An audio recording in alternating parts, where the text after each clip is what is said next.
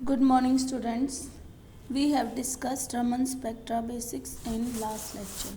Today we will discuss about polarizability and Raman spectroscopy according to quantum mechanics, or you can say quantum mechanically. The total polarizability of a molecule is sum of equilibrium polarizability. That means the polarizability when the atoms of molecules are in equilibrium position. जब molecules में कोई भी movement नहीं हो रही है, then this is called equilibrium polarizability. Second जो polarizability है that is sum of polarizability in the molecule due to vibrations and rotations. Molecule में कुछ ना कुछ वाइब्रेशन और रोटेशन भी होंगी तो उनकी वजह से भी पोलराइजेशन आएगी. So the total polarization is alpha is equal to alpha naught plus summation का मतलब है टोटल वाइब्रेशनल एंड रोटेशनल जितनी भी होंगी, del alpha n over del r into r n cos 2 pi nu t, where alpha n is polarizability associated with nth vibrational and rotational mode and Rn is maximum displacement of the atoms. जब vibrations और rotations molecule में होंगी तो उनमें जो displacement आएगी that is due to vibrational and rotation, that is equal to r n.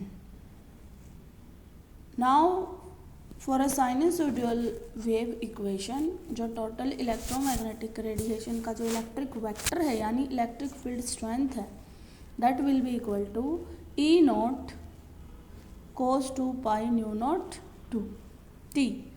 तो अब इन दोनों इक्वेशंस की वैल्यू जब हम रखेंगे mu is equal to alpha E equation जो आपकी है, then your equation will become E naught alpha. E naught E की वैल्यू हम पुट करेंगे और अल्फा की भी वैल्यू पुट करेंगे और फिर हम इनको मल्टीप्लाई करेंगे. जैसे ई note cos 2 pi nu naught T को हम अल्फा नोट से भी मल्टीप्लाई करेंगे तो क्या आ जाएगा, E naught alpha naught cos 2 pi nu naught T. Then it will be multiplied with the second term.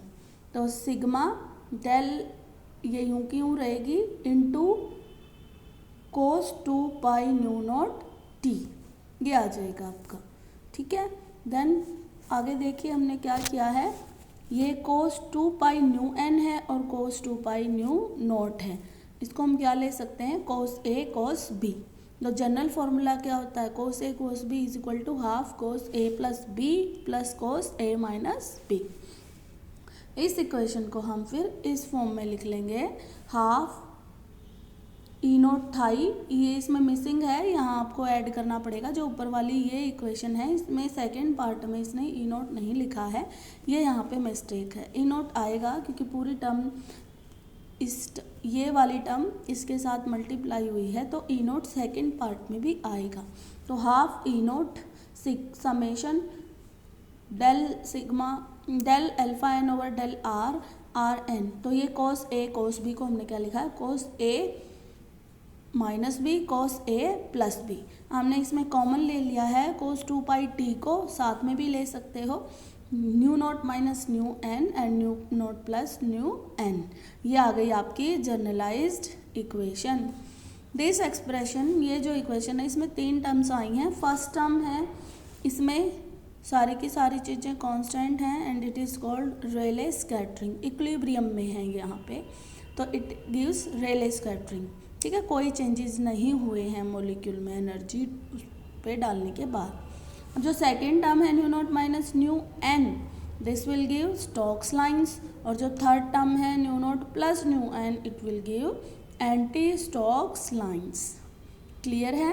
तो this is how quantum mechanically we can explain Rayleigh lines, Stokes lines and anti Stokes lines. So this is all about explanation of polarizability according to quantum mechanics.